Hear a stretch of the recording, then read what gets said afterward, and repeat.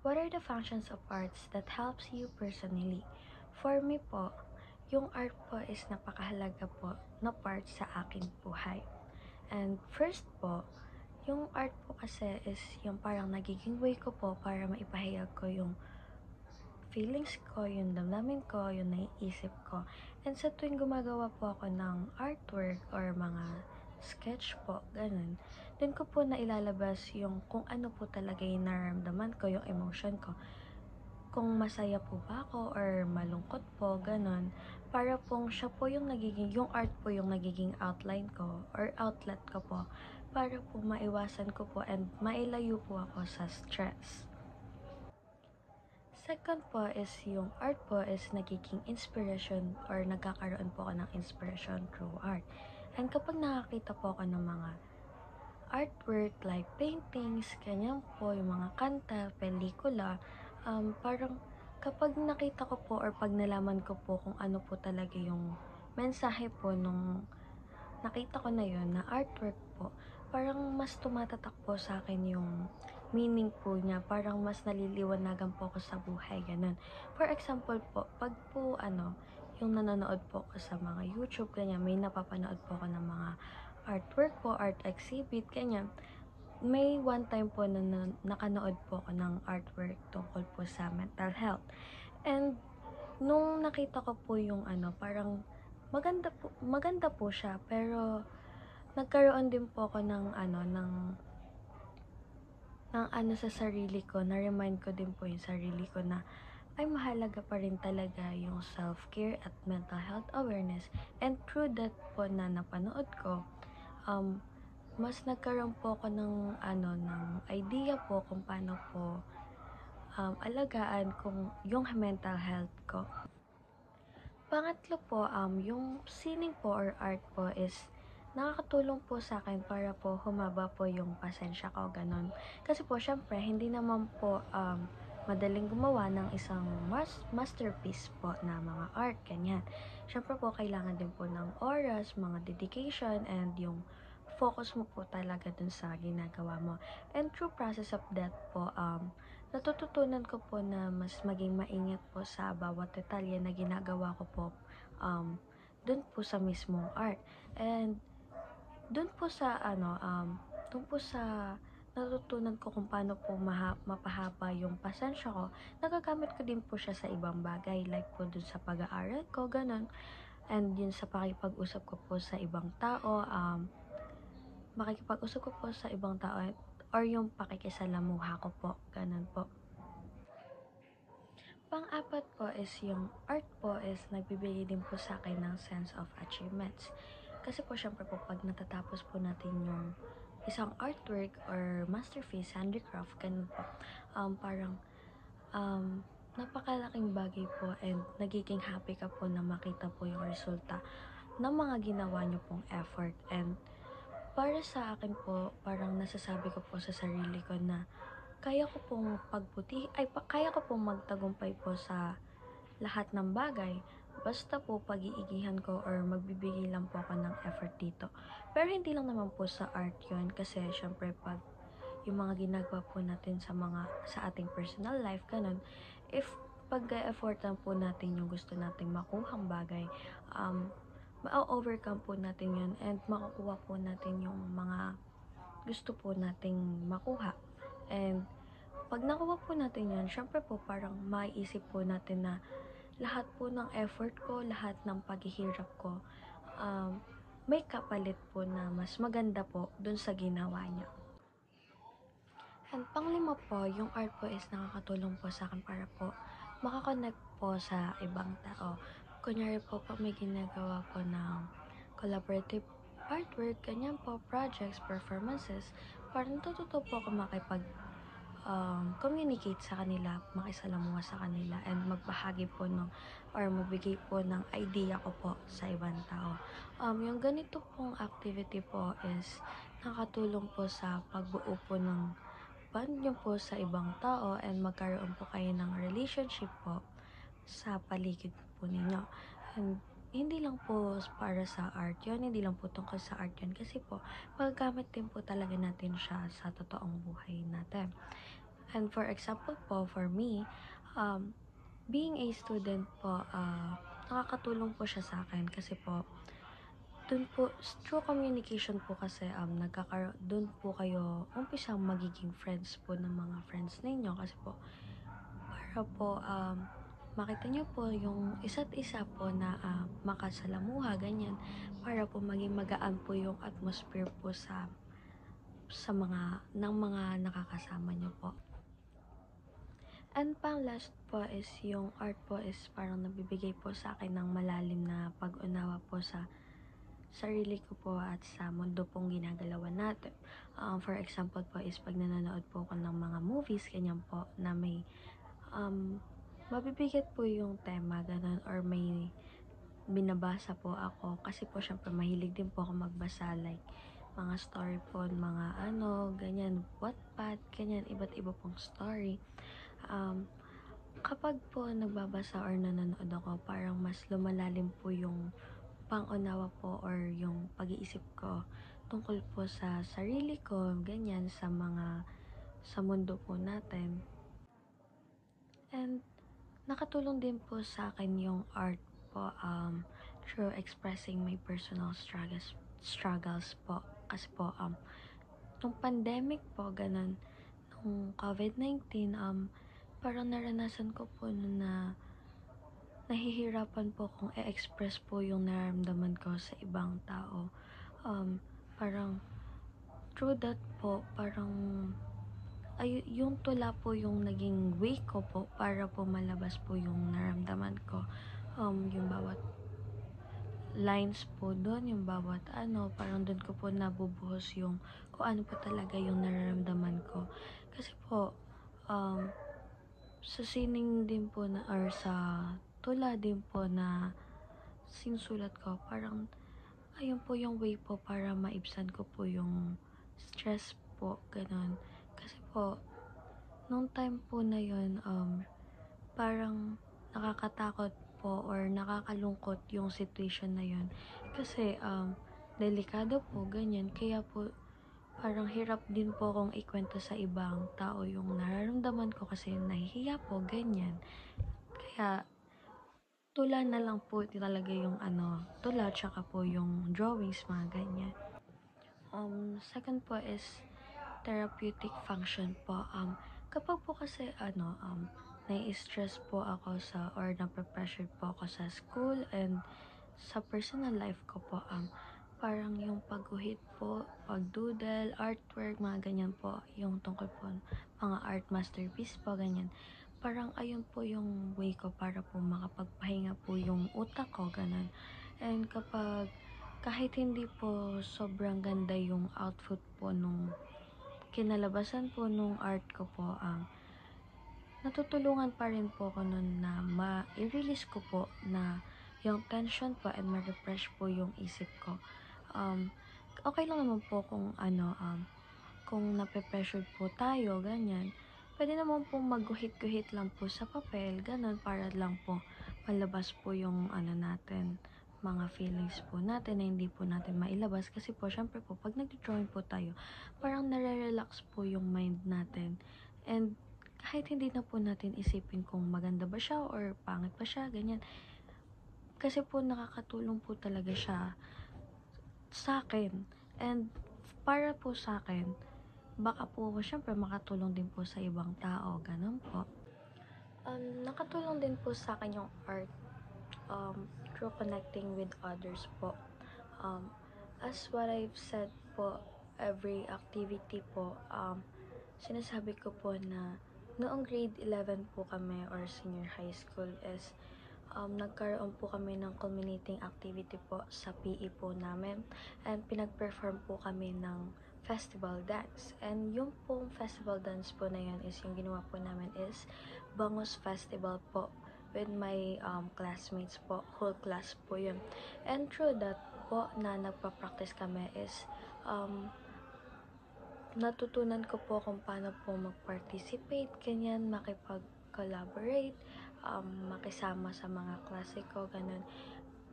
Mas naging close po kami, dahil po dun sa mga pagpapractice namin, ganyan, pagbibigay po namin ng mga idea, mga steps po, ganyan. Kasi po, nakatulong po siya sa akin kasi po, ako po kasi nung pumasok po kasi ako ng senior high school, kahit po sila magkaka-close na po, ako po, lagi lang po akong nakastay sa upuan ko, kahit po recess, ganyan, hindi po ako tumatayo kasi parang nahihiya po ako, ganun. And dahil po sa mga activity po na pinapagawa ng school namin, mga by group activity, mga whole class activity, doon po ako nagkaroon ng bond sa kanila na sobrang naging magkaibigan na po kami. And hindi na po ako laging nakaupo lang, ganyan, nakikipag-communicate na po ako sa kanila, nagiging friends ko na po silang lahat.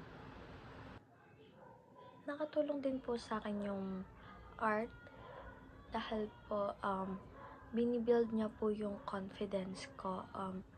Nung one time po na may pinagawa po sa aming activity which is yung art, parang art competition po pero sa may room lang po namin yung sakop po, parang nagawa po ako ng art, parang nagkaroon po ako ng tiwala sa sarili ko na kaya ko po. Kasi po nung pinasa ko na po yung artwork ko, nagandahan po sila, ganon. Tas dun ko po na-appreciate po nila yung gawa ko and nagkaroon po ako ng confidence na mas na may halaga rin po yung gawa ko kasi po nung una po nahihiya pa po akong ipasa kasi baka po mapangitan sila, ganyan. Kasi pag nagagawa po ako ng art, parang para sa akin lang naman po yun. Hindi ko din naman po pinapakita sa ibang tao. Pero that time po, pinakita ko kaya nung nagustuhan po nila or nung nagandahan po sila, parang na-boost po yung confidence ko, ganon. So, as conclusion po, yung art po is yung nagbabalance po ng buhay ko. Since siya po yung masining na paraan na nakakapagpahayag po ako ng damdamin, ganyan, nakakatulong po sa akin. May express ko yung feelings ko na matuto din ako, magtagumpay, and higit po sa lahat is lumigaya po or maging happy through art po.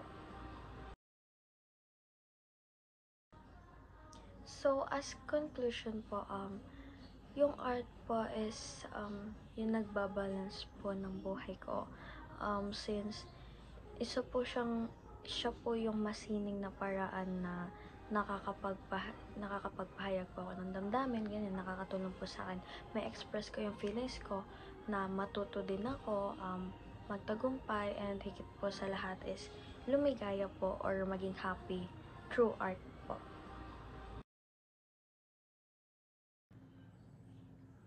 What is soul making and how does it help you in your character building?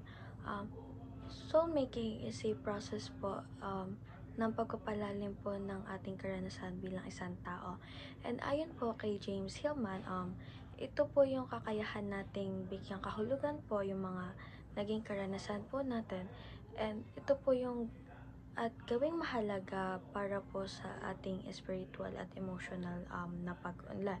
And sa simpleng salita po is, ito po yung paggawa ng mas makabuluhang buhay sa pamamagitan po ng pagninilay-nilay at ng pag-aaral po mula sa ating mga naging tagumpay, sa ating mga naging success po na gawain or sa ating mga failure po.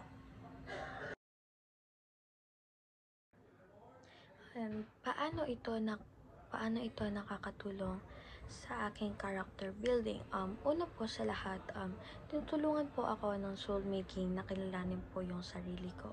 And natututo po akong tanggapin kung ano po yung mga kalakasan ko, kung ano po yung mga kahinaan ko, yung pagkukulang ko po sa sarili ko. And through process of this po, nakakatulong po siya sa akin upang mas maging matatag po and mapanuri po sa mga bagay na desisyon ko po sa buhay. And second po is yung soul making po is nagtuturo po sa akin to show empathy po with others and habang pinag-iisipan ko po na yung aking mga karanasan, parang natututo rin po ako na unawain po yung nangyayari po na mga bagay sa ibang tao. And yung sa pag-unawa ko po na yun or perspective ko po, ay nakakatulong po upang maging mas malasakit ako sa ibang tao and maging makatao po ako. And for that po, every time po na may for example po is yung may nangyayari pong maganda sa akin, ganyan, parang naiisip ko po yung ibang tao na nangyayari din kaya sa kanila to, ganon, parang every time po na naiisip ko din po yung mga kalagayan po ng ibang tao, ganon po. And pangatlo po is, binibigyan po ako ng soul making ng kahalagahan po ng resilience po.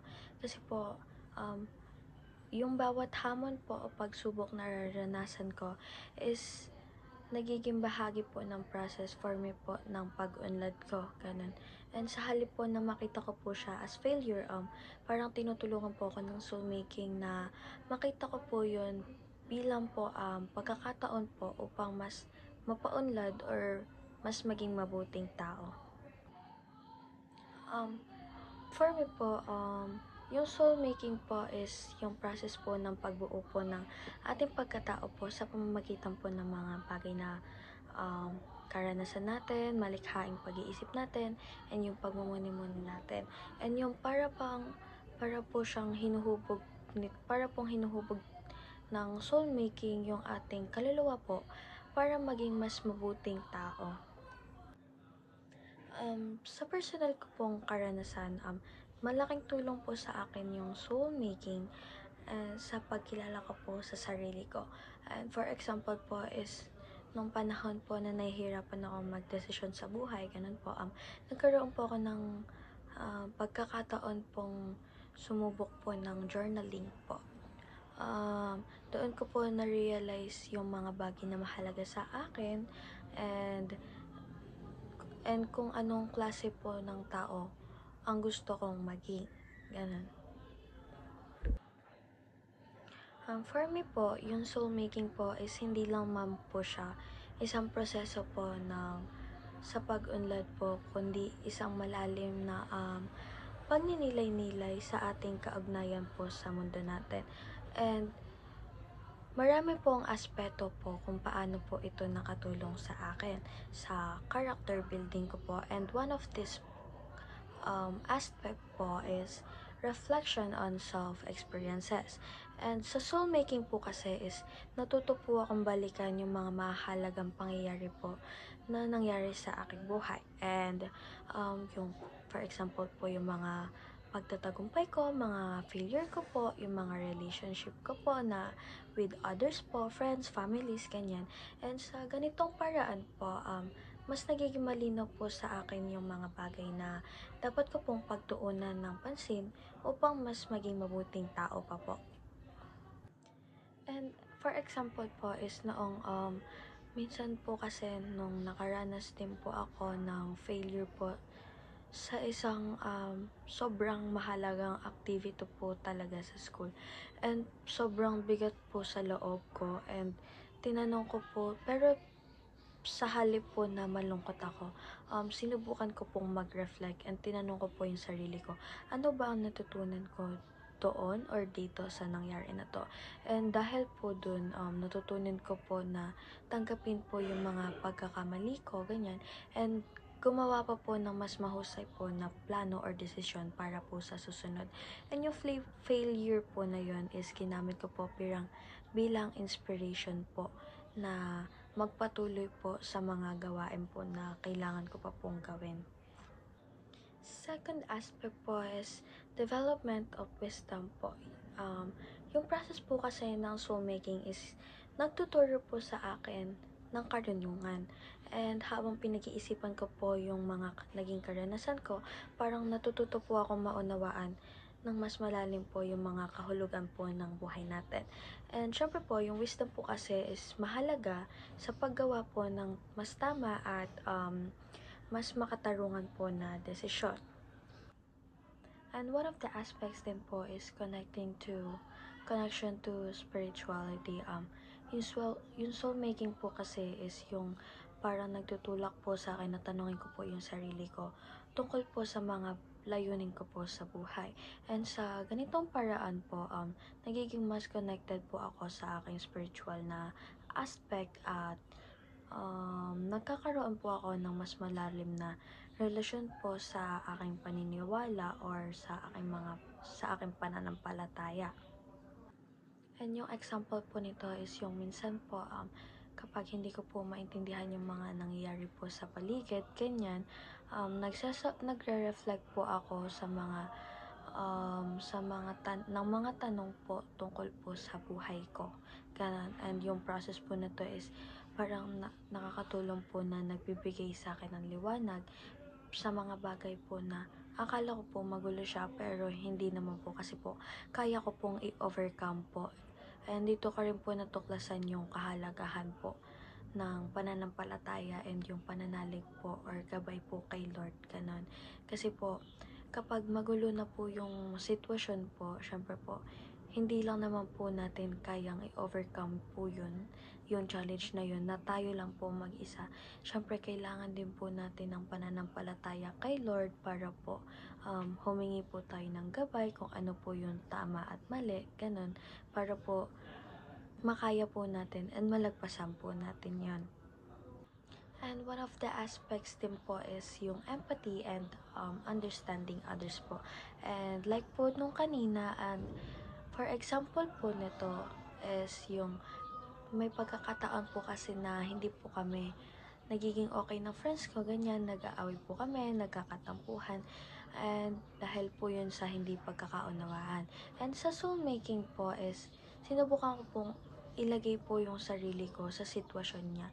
Parang hindi ko po inaano sa sarili ko na ako lang po yung tama. Parang nagsa-self-reflect din po ako kung ano po yung naramdaman niya. Iniisip ko din po kung ano po yung naramdaman niya sa posisyon na yon, ganon. And doon ko po naisip kung bakit po siya ganoon mag-react or natututunan ko din pong unawain siya.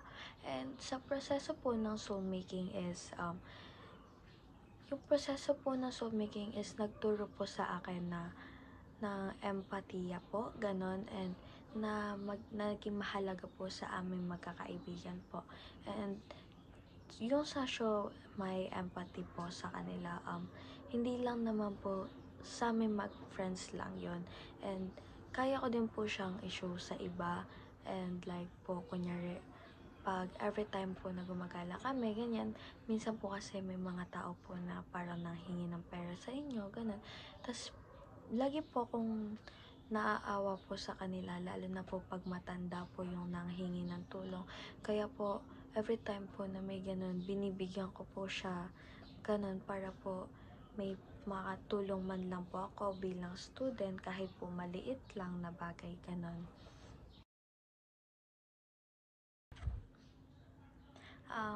As conclusion po, as dahil po sa soul making, natututo po akong mas maging mabuting tao and patuloy ko pong hubugin po yung tamang prinsipyo po sa buhay ko. And sa kabuuan po nito, yung soulmaking po ay hindi lamang po tungkol sa pagpapakilala or pagkakakilala po sa ating mga sarili. Tungkol din po ito sa pagbibigay ng mas mataas na halaga sa ating mga buhay. How can you depict morality in art? Yung morality or yung pag-aaral po ng tama o mali is yung maaari po nating ipakita po sa art sa maraming paraan po. And sa pamamagitan po ng art is maaari po nating ipahayag po yung mga aral, mga idea or mga kwento po na nagtuturo po ng kabutihan, katarungan at yung pagmamalasakit po sa ating kapwa. First po is, maaari po natin gamitin yung visual arts para po maipakita po yung morality. Halimbawa po is yung painting po na nagpapakita ng pagtulong sa mga nangangailangan, tulad po ng pagbibigay po ng pagkain sa mga mahirap o pag-aarop ka po sa mga bata, is nagsisilbi pong inspiration sa mga manonood or makakakita upang tularan po yung pagkakaroon po ng kabutihang asal po na pinapakita po dun sa art. And sa pamamagitan po ng symbolism po, simbolismo, kulay at composition po, maaaring bigyang diin po yung tema ng pag-asa, pagmamahal, at yung pagkakaisa. And second po is yung literary arts po, tulad ng mga tula, kwento, at nobela po. And isa rin po yun sa mahusay din po na paraan upang maipakita po yung morality.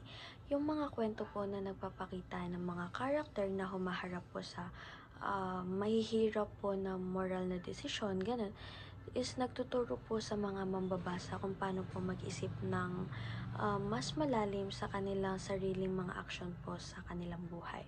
And yung example po ng literary art po na may naipapakita po yung morality is yung libro po ni Jose Rizal, which is po yung Noli Me Tangere and Al Filibusterismo.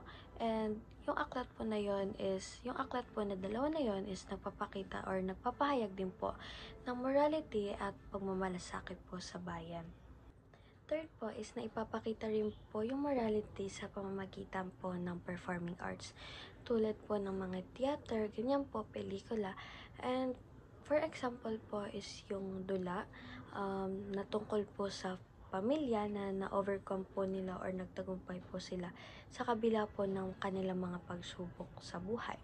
And nagpapakita po ito ng halaga ng pagiging matatag, ganun po ang pagmamahal at pagpapatawad po na na-overcome po nila yun sa hirap po ng kanilang buhay, ganun po, na kailangan po nilang malagpasan po yung dapat po nilang lagpasan para po maging masaya po sila sa kanilang buhay. And sa ganitong paraan po, nagiging inspirasyon po yung art para po sa mga mananood po upang sundin po yung tamang landas po sa buhay, upang hindi po maging mapariwara, upang ma-inspire po dun po sa napanood po nila na lahat po ng mga pagsubok po natin sa buhay is kaya po nating lagpasan. And yung music din po is isang paraan po upang maipakita po yung moralidad. Yung mga songs po kasi na may makabuluhang mensahe, ganyan, tulad po ng tungkol sa pagkakapantay-pantay, kapayapaan, pagmamahal po, is yung nagiging tulay po na upang maipasa po yung mga positibong aral po sa iba't ibang tao po, ganun. Tulad po ngayon, since yung taon po o yung generation po kasi ngayon is halos lahat po ng tao is mahilig pong manood ng music. So, every time po mahilig pong makinig ng music, every time po na nakikinig po tayo ng music, syempre po, parang umaano din po sa atin yung message ng kanta. Tas, through that po, sa message po ng kanta, parang mas lumalawak po yung ating mga pangunawa and mas naiintindihan po natin yung mga perspective po ng ibang tao kung tungkol saan po yung pinakapakinggan po nating music. Maaari rin pong maipakita yung morality po sa tinatawag po nating art as protest po, ganun. Ito po yung art po na maaaring magamit upang ipahayag po yung mga pagtutol po natin sa mga maling gawain po sa ating lipunan. For example po is yung mga poster or installation art po na tumutuligsa or tumututol po sa mga karahasan, discrimination, or mga corruption po, is nagpapakita po yun ng morality sa pamamagitan po ng paninindigan po sa katarungan po, ganun. Maaari rin pong ipakita yung morality po sa pamamagitan po ng educational arts. Ito po yung gumagawa ng mga artworks o pelikula na nagtuturo po ng mahalagang aral po sa ating mga kabataan. And for example po is ang paggawa ng mga animated films po na may tema ng mga pagtutulungan, ganyang pagkakaibigan, and katapatan po. Nagiging inspiration po siya sa mga batang nakakanood po upang lumaki po sila ng may tamang prinsipyo po sa mga buhay and ma-inspire po sila na gawin po ng tama yung or gayahin po yung mga napapanood po nila, since yung mga bata po ngayon is kung ano po yung napapanood is ginagaya po nila, kaya mas mabuti pong gamitin po natin yung art po sa tamang paraan na kung saan may matututunan po yung mga bata na maging mabuting tao, may magkaroon po ng mabuting asal habang lumalaki po sila, para po hindi po sila mahirapan po na mag-adjust po sa mga environment po na kailangan po talagang yung disiplina, ganun po. Maaari rin pong ipakita yung morality po sa pamamagitan po ng portrayal of ethical dilemmas. Ito po yung art kung saan po maaari magpakita po ng mga sitwasyon na kung saan kailangan pong pumili ng mga karakter ng tama sa gitna ng may hirap po na desisyon. Sa ganitong paraan po, yung audience po ay naitutulak po na pag-isipan po yung kanilang sariling moralidad at yung kanilang mga paninindigan po sa buhay. And yung sa pamamagitan po nito is maaari po silang magkaroon po ng konting kaalaman po kung paano po nila yung tama pong pag-iisip po, kung ano po yung tamang gawain, kung ano po yung tamang gagawin po sa mga may hirap po na sitwasyon na kakaharapin po nila. Maaari po natin ipakita yung morality through symbolism in art po. Ito po yung mga gumagamit ng mga simbolo upang ipakita po yung tama at mali. For example po, kapag gumamit po kayo ng ilaw, maaring maging simbolo po ito ng pag-asa or kabutihan. And yung dilim naman po is naglalarawan ng kasamaan or kakulangan, pagkukulang po, ganun. And yung paggamit po ng mga contrast sa kulay at mga hugis po is ayun po yung nagdadala ng mensahe sa moralidad. And yung symbolism in art po kasi may mga artist po na pag nagdo-drawing po sila is yung meaning po niya is hindi nyo po agad basta-basta malalaman hanggat hindi nyo po pinag-aaralan pong mabuti yung art, or hindi nyo po sinasapuso mismo yung art. May mga artist po kasi na mga symbols lang po yung ginagamit. Ayun nga po, kunyari po katulad po ng ilaw, pag po may mga artist din po na hindi po basta-basta gumagamit po ng mga words po dun po sa art nila, kundi po mga symbols lang talaga, ganyan. And may mga tao po na nalalaman po nila agad kung ano po yung meaning nun. Kasi po, may mga symbols po na madali pong alamin yung meaning. Katulad nga po ng ilaw is, meaning po niya is yung pag-asa or kabutihan. Maaari rin pong ipakita yung morality through community-inspired art po. Ito po yung paggawa ng mga murals or street art po na may temang pagkakaisa, ganun po, or katarungan o kalikasan. Ito po yung isang direktang paraan upang ipakita po yung moralidad sa art. And yung ganitong likha po is hindi lamang nagpapaganda ng komunidad po, kundi nagtuturo po sa mga tao upang maging responsable at marespeto po. And as conclusion po, yung sining po is nagiging salamin ng ating moral na paniniwala. And sa pamamagitan po ng iba't ibang anyo nito, nagiging paraan ito upang maipakita or maipasa at maipaalala ang mga mahalagang aral na kailangan natin po sa ating pang-araw-araw na pamumuhay.